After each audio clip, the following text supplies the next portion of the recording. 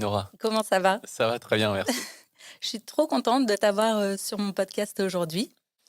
Hem, J'avais envie, Pierre, avec toi, de parler de, comment est-ce qu'on peut libérer son plein potentiel?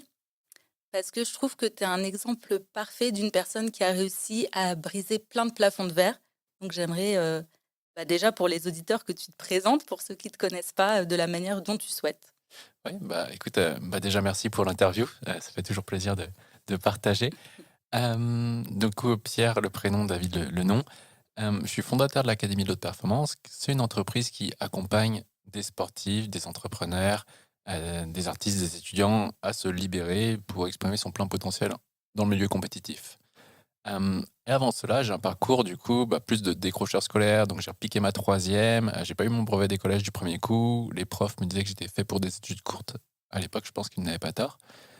Et en fait, j'ai commencé la boxe, le sport, et quand j'ai vu les sportifs de haut niveau, j'ai vu que souvent ils étaient étudiants. Et donc dans ma tête, je me suis dit: «Tiens, en fait, si je veux faire des études, si je veux faire du sport de haut niveau, je dois faire des études».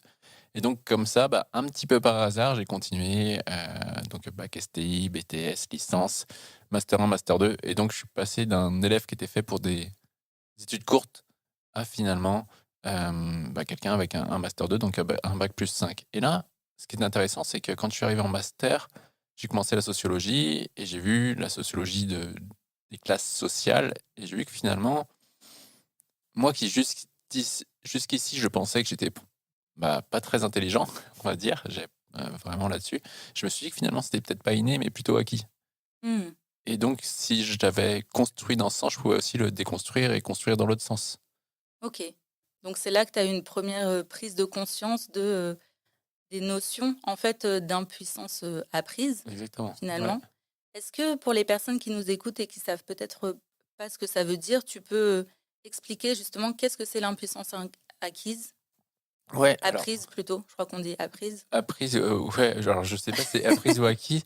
C'est vrai que sur ce terme, je suis, vraiment passé dessus, mais en gros, pour moi aujourd'hui, vraiment si je le résume de manière très schématique, c'est le fait que on va croire naturellement qu'on a des limites. C'est comme l'histoire de, je sais pas si tu l'as entendu parler, l'histoire de l'éléphant, où si, toute la vie tu mets, pendant, 5 ans un boulet à l'éléphant, tu l'attaches à une corde et avec un cercle, il va jamais sortir de ça, Mmh. même quand tu enlèveras la chaîne.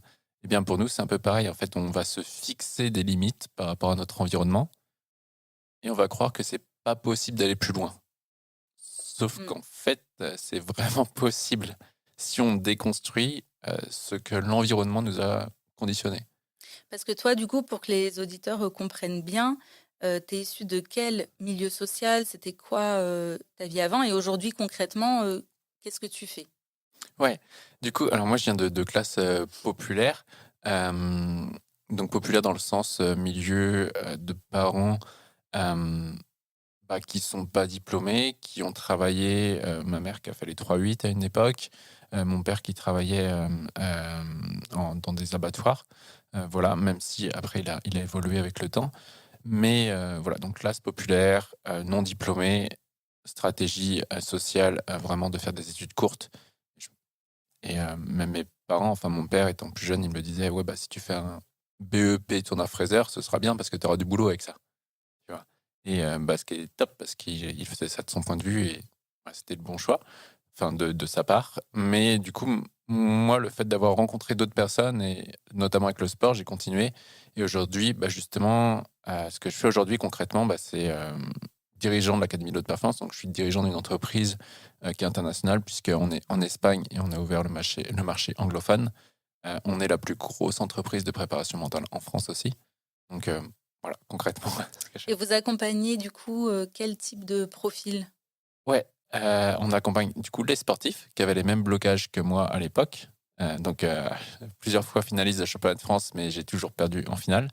Heu, donc ça, c'est un gros point aussi de rupture.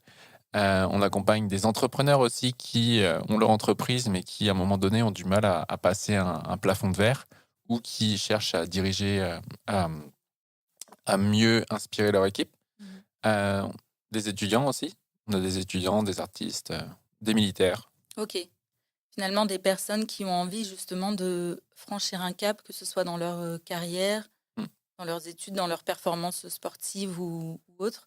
Parce que du coup, toi, si on fait la rétrospective un peu de ce qui t'a amené à créer l'Académie de la haute performance et le process de dépolarisation que tu as créé finalement, qu'est-ce qui a fait un moment que tu as eu ce déclic et que tu as eu envie de créer cette entreprise Ouais. et de transmettre ça? Enfin, quel a été le point de bascule où tu t'es dit j'ai envie de faire ça, j'ai envie d'aider des personnes à justement briser les plafonds de verre, leurs croyances limitantes, etc.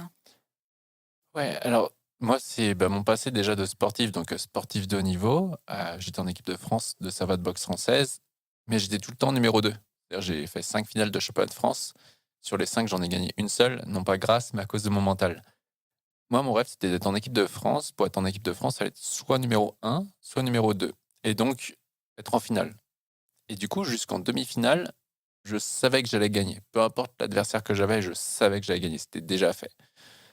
En revanche, dès que j'arrivais en finale, dans les vestiaires, j'étais pas dedans. Et donc, je finissais ma compétition en me disant: «Mais pourquoi je m'entraîne autant? C'est pour faire, avoir ce type de résultat». Et donc, à l'époque, j'avais commencé la sophrologie dans mon club, j'avais commencé à faire de l'hypnose aussi, des stages en hypnose, d'auto-hypnose. J'avais de la préparation mentale en équipe de France. Tout ça, ça m'avait appris des choses, mais le blocage de fond était tout le temps présent. Et du coup, donc, j'ai continué de me former tout simplement. Je suis parti 20 jours chez des moines en Thaïlande à méditer, sans lire, sans écrire, sans parler. Là, j'ai eu mon premier déclic et après j'ai continué à me former avec le docteur John Demartini, donc qui est un Américain qui donnait des cours à Londres. Et là, sur un process qu'il fait, je sens qu'il y a quelque chose qui se passe et que je me libère. Et je vois que dans la vie de tous les jours, je commence à oser prendre ma place. Chose qu'avant, j'étais le mec sympa, mais tout le temps me mettre en retrait et je préférais laisser les autres passer devant moi plutôt que moi m'imposer et prendre ma place. Et là, je vois que je commence naturellement à prendre du leadership, prendre ma place. Je commence à m'affirmer et je me dis: «Attends, le blocage que j'avais ici, c'est exactement celui que j'avais en tant que sportif». Et donc je me dis: «OK, go, en fait, je vais aider les sportifs, quoi». Et c'était quoi du coup justement ce blocage maintenant? Comment est-ce que tu l'identifies et comment est-ce que tu as réussi à prendre ta place? Ouais, justement, donc le blocage, c'est tout ce qu'on fait avec la dépolarisation aujourd'hui, qui est un travail identitaire. C'est-à-dire que nous, on a justement, quand on parle d'impuissance acquise, ou apprise, eh bien, étant petit, on va avoir comme, référent nos parents et l'éducation et on va rentrer dans des dogmes sociaux pour être quelqu'un de bien. Chaque être humain, au fond de lui, on peut prendre n'importe qui, je pense que chaque être humain a envie d'être quelqu'un de bien, hem et donc on va développer des stratégies inconscientes pour ça et on va créer des concepts. Dire: «Ah dans la vie, c'est important d'être altruiste. Ah dans la vie, c'est important d'être humble. Ah dans la vie, c'est important d'être gentil, d'être honnête» et cetera. Mais tout ça, en fait, c'est juste, comment dire? Ce sont juste du formatage social, mais qui, en soi, sont juste relatifs, en fait. C'est-à-dire que pour les sportifs, par exemple, qu'on accompagne, c'est important pour eux d'être humbles et du coup, ils veulent pas être arrogants. Mhm. Parce que l'humilité et l'arrogance vont ensemble. L'honnêteté et la malhonnêteté, ça va ensemble. La gentillesse, la méchanceté, ça va ensemble. Donc dès que je crée un concept, je crée inconsciemment l'anticoncept. Et donc ce qui va se passer, c'est que pour beaucoup de gens, euh, ils vont vouloir un objectif. Je veux être, par exemple, si on prend le cas pour les sportifs, je veux être champion du monde. Mais au fond d'eux, ils vont se dire: «Ah non, mais je suis qui? Les autres aussi s'entraînent autant, etc.» Et OK, et si tu lui demandes: «Mais pourquoi tu dis pas vraiment ton objectif?» Ils vont dire: «Bah non, mais c'est un peu arrogant de dire ça». Tu vois? Et donc, en venant enlever ce concept d'arrogance et d'humilité, naturellement, le corps va s'exprimer. Parce que chaque concept que l'on a et auquel on s'accroche, et bien, le corps va pas vouloir nous faire, aller dans cette direction naturellement. Si je prends l'exemple avec une femme, je me rappelle un de mes séminaires, qui, pour elle, c'était important d'être altruiste et elle voulait faire plus de sport, mais elle avait pas le temps. Elle me disait qu'elle avait pas le temps de faire de sport. OK, pourquoi tu as pas de temps? Je passe trop de temps au travail. Qu'est-ce qui fait que tu passes trop de temps au travail? Du coup, on a beaucoup de travail et je reste. Tu as ton horaire qui finit à telle heure, pourquoi tu pars pas? Ah non, ça se fait pas. Pour mes collègues, j'ai pas envie de les laisser, se débrouiller tout seuls. OK, et là, je lui dis: «Donc je parie que c'est important pour toi d'être altruiste?» «Oui». Et je parie que dans ton équipe, il y a quelqu'un qui part à l'heure sans même se poser de questions et tu te dis: «Mais lui, quel égoïste!» Et elle fait: «Bah, bingo!» Tu vois? Et donc ça veut dire qu'elle, au fond d'elle, elle avait envie de partir à l'heure, mais son subconscient lui disait: «Ah ben non, si tu pars, c'est égoïste et je veux surtout pas lui ressembler». Mmh. Tu vois? Et du coup, en venant enlever le concept d'égoïste et d'altruiste, eh bien, elle s'est libérée et simplement alors c'était marrant parce qu'elle était revenue à un séminaire 1 an plus tard. Je raconte l'histoire et elle fait: «Ah», elle lève la main, elle fait: «Ah oui, c'était moi». Et du coup, je fais: «OK, c'est comment maintenant?» Et elle me dit: «Ouais, bah, maintenant c'est bon, je pars à l'heure et j'ai plus de charge à me dire: "Je suis égoïste"». C'est intéressant ce que tu dis parce que tu as ces 2 polarités Mmh, du coup d'altruisme et d'égoïste, mais finalement, là où tu vas être altruiste quelque part parce qu'elle du coup j'imagine, elle partait, tard du oui, travail, quelque part elle était aussi égoïste dans un autre sphère de sa vie, exactement, j'imagine, où finalement, bah, quand tu es trop longtemps au travail, bah, tu es moins avec ta famille par exemple. Est-ce que exactement. c'est du coup la dépolarisation, est-ce que tu dirais que c'est justement, ce fait d'intégrer toutes ces parts en se disant que finalement tu es jamais, un extrême ou un autre, tu es toujours un peu les 2? Ouais, bah, c'est exactement ça. En fait, c'est montrer que, tu vois, quand j'étais chez les moines en Vipassana, j'ai réalisé que j'étais tout, en fait, qu'il y a une partie humaine qui est notre corps et il y a la partie être qui est la partie on ne sait pas trop ce que c'est, tu vois? Il y a vraiment on est des êtres humains, on n'est pas que des êtres, pas que des humains. Hem Et j'ai réalisé qu'en fait, je pouvais être là en train de méditer et il y a plein de gens qui pouvaient trouver ça inspirant et en même temps, il y a plein de gens qui pourraient dire: «Ouais, Pierre, il est encore en train de penser qu'à lui», tu vois? Donc c'est-à-dire qu'au même moment, au même degré, je peux être jugé d'égoïste et d'altruiste en même temps.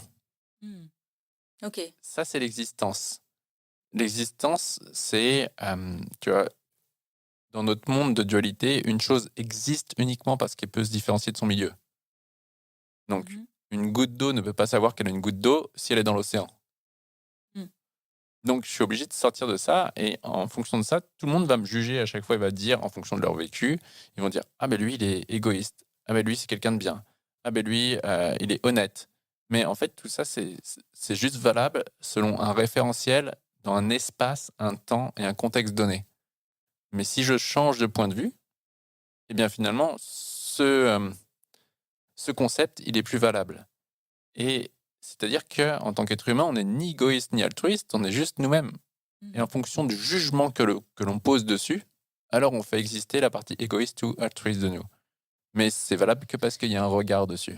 Mais tu vois, du coup, c'est intéressant ce que tu dis, mais les personnes, elles vont s'identifier, je trouve, dans leur identité par rapport à ce qu'elles vont appeler des valeurs finalement, Ouais, d'honnêteté, ouais, d'égoïsme, et cetera. Évidemment, personne n'a envie d'être égoïste, méchant, enfin oui. voilà. Du coup, comment est-ce que tu peux, hem, prendre une autre identité entre guillemets? Enfin, en fait, j'essaie de comprendre comment est-ce que tu conceptualises ça dans l'identité? En enlevant ces notions finalement de valeurs qui peuvent pas nous définir, Ouais, réellement finalement, parce qu'elles sont on est toujours un peu des 2 antipodes. ouais, on sera tout le temps l'égoïste de quelqu'un et l'altruiste de quelqu'un, ça Mmh. dépend juste du point de vue. Et donc, en fait, nous, ce qu'on va montrer, c'est que les valeurs sociales que l'on s'est construit, donc, quand on dit: «Bah, moi, je suis quelqu'un d'altruiste, je suis quelqu'un d'honnête et tout», heu, bah, ça, c'est du blabla, en fait. Parce que dans les faits, ça marche pas. Et ce que je montre dans le livre Préparation mentale gagnante où justement je décris, il y a le personnage que l'on a. Donc quand on dit, «Je suis telle ou telle personne», ouais, personne, ça vient de persona, c'est le masque. Mmh. Et chaque masque que l'on se donne nous prive d'être nous-mêmes. C'est-à-dire, si on se dit: «Bah, moi, je suis quelqu'un d'altruiste», OK, mais factuellement, genre, c'est simple, hein, si on dit, «Ah beh, moi, je suis altruiste». OK, donc quand tu dis que tu es altruiste, juste dis-moi factuellement qu'est-ce que tu fais? Bah, je fais des choses, pour aider les autres. OK, si je lui fais noter à cette personne-là 20 ou 30 bénéfices pour elle de faire des choses pour le bien des autres, finalement, la personne va voir, elle se rend compte que c'est dans son intérêt personnel, pour se percevoir quelqu'un de bien, qu'elle, fait des choses pour les autres. Donc d'un point de vue, ça part de quelque chose d'égoïste aussi, si on Mmh. change de regard dessus. Donc tout le monde a toutes les étiquettes en lui, c'est juste après arriver à sortir de ces charges sociales et de se dire: «Mais non, je suis ni égoïste, ni honnête, ni malhonnête, je suis juste moi-même, en fait». Parce que la vie, de toute façon et ça les gens qui écoutent ce podcast peuvent analyser leur vie, mais la vie va nous amener à lâcher les valeurs fortes sociales que l'on a. Donc, c'est important d'être altruiste, humble, heu, honnête, gentil. La vie va nous pousser à lâcher ça et si on lâche pas, Mmh. on va avoir très mal, hein. Mmh.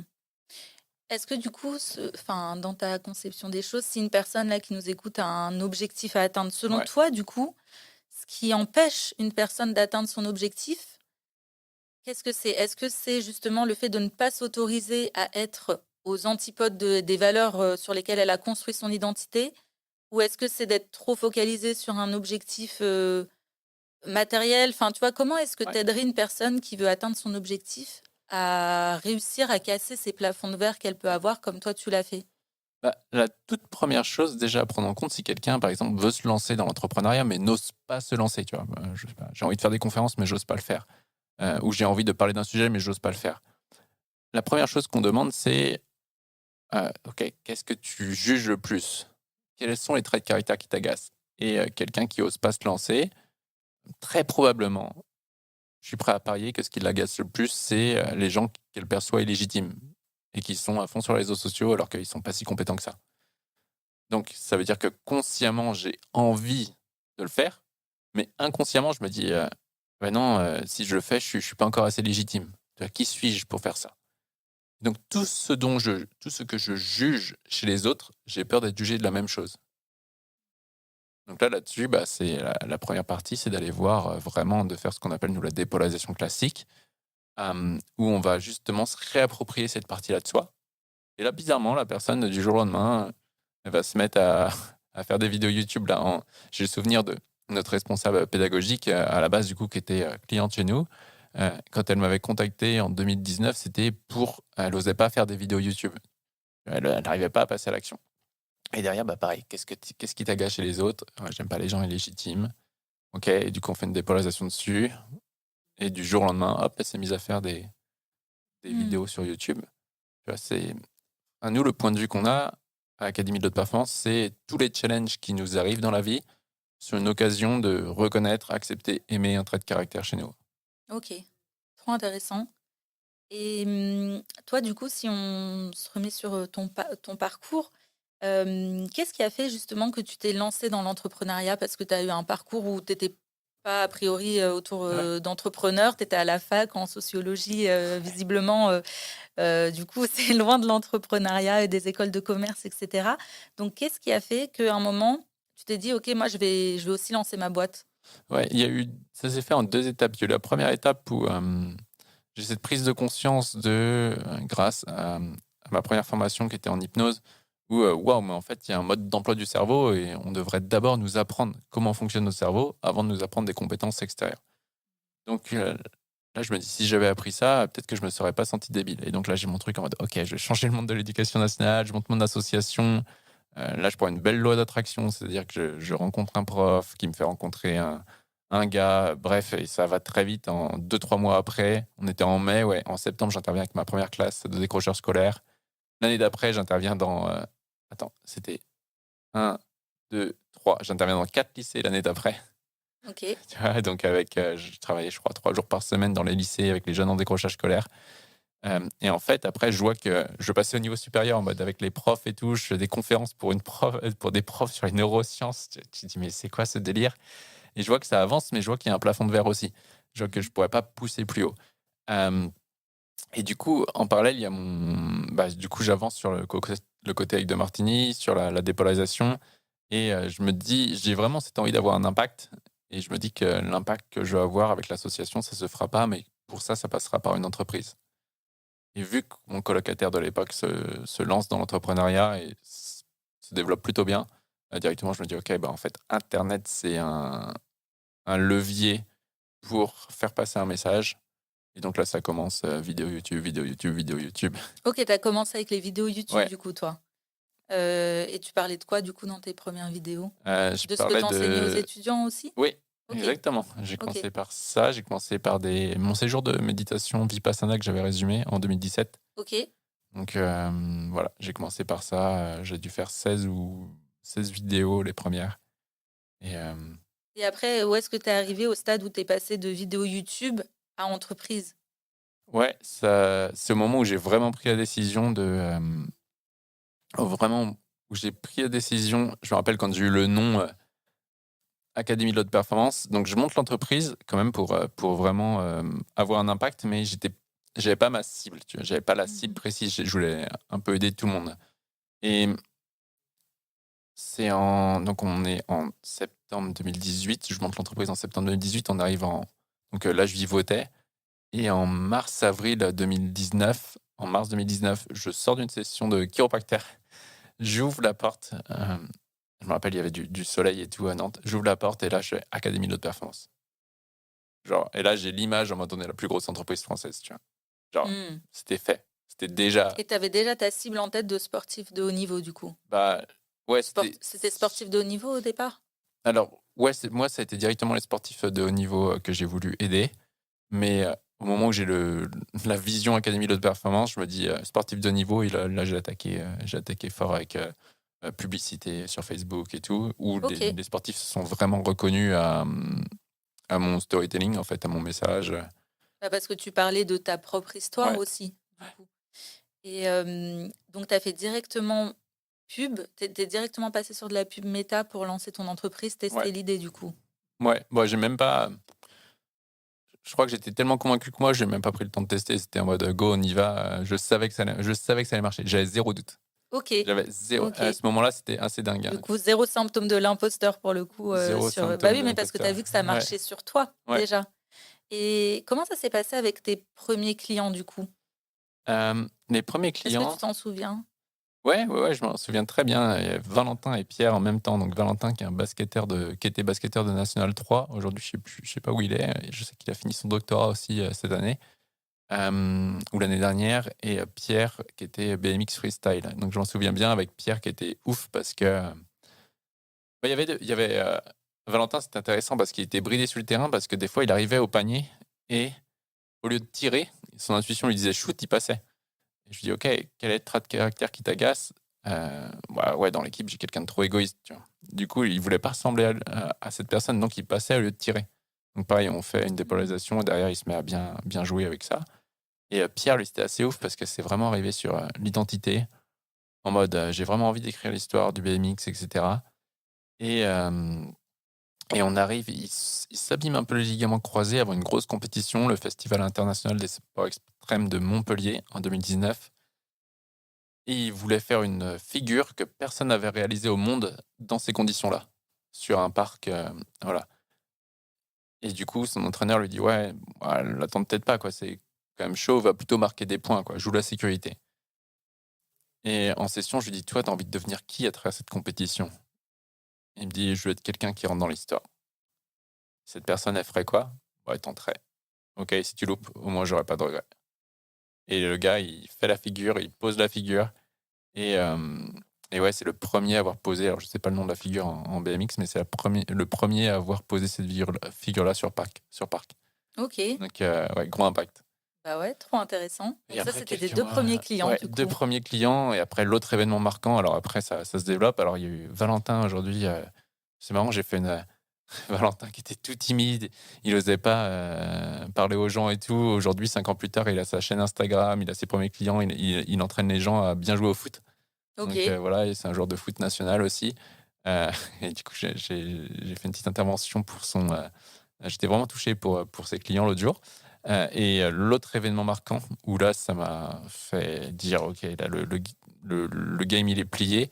En octobre 2019 En août 2019, il y a quelqu'un qui voit mes publicités, 5 finales de championnat de France, une seule victoire, donc pas grâce à ma cause mentale, blablabla.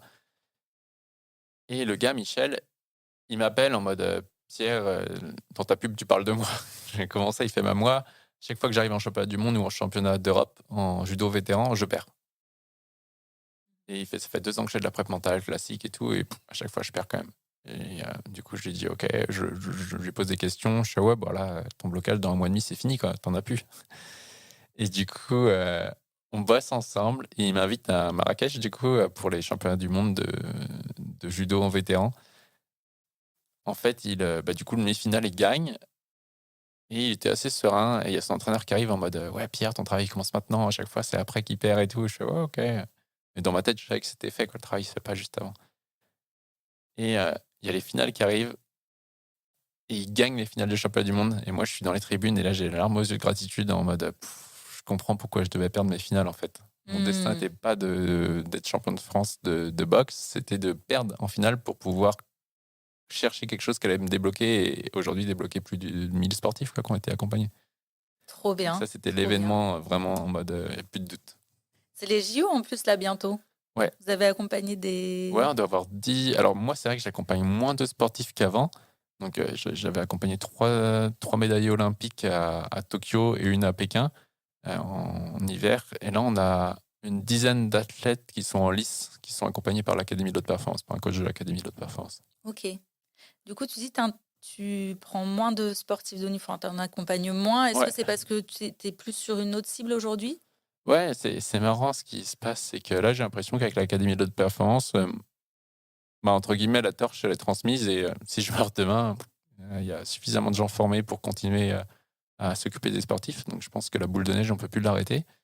Par contre, moi, j'ai vraiment appris sur l'entrepreneuriat. Je m'intéresse de plus en plus à l'entrepreneuriat. Je vois à quel point je vois une entreprise comme un organisme à part entière et à quel point à l'intérieur, il y a des gens, c'est toutes les petites cellules qui font fonctionner l'organisme. Et donc là, en ce moment, la passion qui est en train de naître de plus en plus, c'est voilà, comment est-ce que je fais redescendre la dépolarisation en entreprise. Mmh, trop intéressant. Donc du coup, tu accompagnes de plus en plus des entrepreneurs, des dirigeants? Ouais, entrepreneur, dirigeant, là, en ce moment, j'ai une DRH d'un gros groupe, un DAF. Ouais. Donc, OK. Je trouve qu'il y a beaucoup de similitudes entre justement les entrepreneurs et les sportifs de haut c'est clair. niveau. Est-ce que tu as remarqué justement des choses qui reviennent souvent pour les entrepreneurs, puisque c'est surtout eux qui écoutent le podcast, sur justement les principaux blocages qu'ils peuvent avoir? Selon toi, c'est lesquels qui reviennent régulièrement et à quoi est-ce qu'ils sont liés d'après ce que tu observes parmi Ouais. toutes les personnes que tu accompagnes? Ouais, bah, pour moi, en effet, accompagner un sportif de haut niveau, un entrepreneur, c'est la même chose. C'est ouais, exactement les mêmes blocages, sauf que le jeu entrepreneurial est infini, contrairement au jeu sportif qui est fini. C'est-à-dire le sport à haut niveau, en compétition, on ne pourra pas en faire toute notre vie. Donc, on est sur Mmh, du court terme, sur des carrières de 5, 10, 15 ans maximum. OK. Alors que l'entrepreneuriat, c'est un marathon. C'est infini, en fait. Tu peux te développer, on peut scaler, c'est infini. Mmh, Donc, on a les mêmes problématiques de base qui sont à chaque fois, il y a un jugement qu'on réprime. Euh, on n'ose pas exprimer une vraie partie de nous et à chaque fois, c'est la même chose. Un entrepreneur qui n'ose pas déléguer, bah, je parie qu'il va juger les gens. Il veut pas être jugé de quelqu'un d'égoïste. Tu vois, ça m'est arrivé. Ah, mais moi, j'aimerais bien faire plus de vélo. Mais du coup, si je délègue, ça fait moyen. Je vais faire du vélo alors que mon équipe, elle travaille. Donc, on va enlever ça. Il peut y avoir l'humilité, l'arrogance, des problèmes de légitimité aussi. Tu vois, moi, ça mmh, m'est arrivé avec des entrepreneurs qui faisaient des plusieurs dizaines de millions d'euros de chiffre d'affaires. Et pour autant, ils ont toujours une petite voix qui leur dit c'est peut-être de la chance, fais attention, tout peut s'arrêter du jour au lendemain. mmh. Une espèce d'épée de Damoclès au-dessus d'eux et qui se disent mais quand est-ce que ça va s'arrêter quoi. Alors ils tirent sur l'élastique et ils se disent mais ça va bientôt casser. Ça casse pas. Donc ils Ouais. continuent de forcer. Voilà. Mais en fait, du coup, est-ce que tu dirais que c'est à chaque, par exemple, toi, si aujourd'hui tu prends ton cas personnel, est-ce qu'aujourd'hui tu as encore des plafonds de verre à briser et tu as encore de la dépolarisation que Ouais. tu te fais toi-même à Ouais. chaque fois pour avoir des nouvelles étapes? Et si oui, justement, c'est quoi toi tes challenges, Ouais, aujourd'hui? bah, en fait, ouais, ouais, vu que le jeu, il est infini, en termes d'identité, c'est-à-dire on passe en fait, ce qui se passe, nous, dans le monde dans lequel on est ici pour évoluer, enfin, de notre point de vue sur terre pour évoluer, on va avoir soutien, challenge au même degré et à chaque fois, c'est la même chose. On a un challenge qui arrive, hop, d'un seul coup, on trouve comment régler ce challenge, on arrive sur une phase de croissance. Une fois que la phase de croissance, elle est là, on est sur une phase de plateau. Et soit on s'arrête là et on occupe d'autres domaines de vie, soit on a encore envie de pousser en entrepreneuriat, il va y avoir d'autres challenges, et cetera. Et à chaque fois, pour moi, c'est la même chose. C'est à chaque fois, il y a une partie de moi que je reconnais pas, que je veux pas voir. Ah, mais attends, si j'augmente les tarifs, ça fait un peu arnaquer les gens. Si je délègue un peu plus, c'est un peu lâcher les autres dans mon Mmh. entreprise.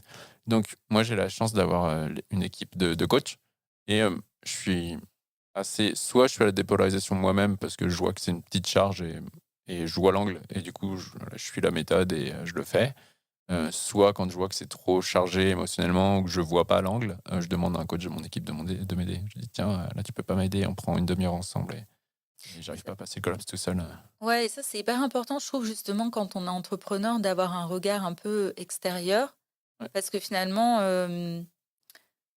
bah, on peut pas s'auto-observer. C'est dur de c'est plus dur, s'auto-observer ouais. Mmh. et de voir là pourquoi j'ai ce blocage, qu'est-ce que ça veut dire. Ouais, Enfin, et en fait, moi, ce que j'aime dire, c'est que souvent, c'est vrai, ce que j'ai remarqué, moi, depuis que je me suis lancée dans l'entrepreneuriat, en tout cas, c'est qu'à chaque fois qu'il y a un blocage par rapport à mon entreprise, c'est par rapport à moi, tout le en temps, fait, en miroir, tu vois. ouais, 95 du temps, c'est ça, ouais. Et du coup, c'est hyper intéressant de se dire, bah, de ne pas finalement blâmer les circonstances Non, extérieures parce que ça, c'est la chose, naturelle, en ouais. fait, que la plupart des gens vont faire, ou justement se dire: «Bah, j'ai pas envie de paraître comme ça, donc non, je vais pas m'autoriser, à, comme tu dis, peut-être Mmh, augmenter les tarifs, à ceci, cela».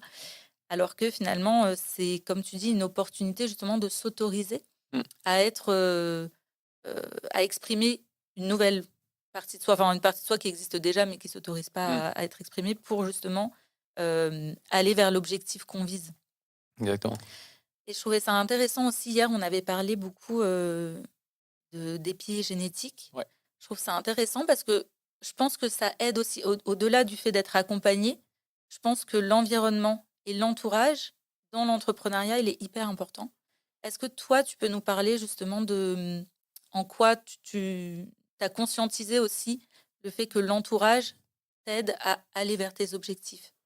ouais, bah, là-dessus, pour moi, c'est l'entourage aujourd'hui, l'environnement est primordial quand on veut évoluer, je pense.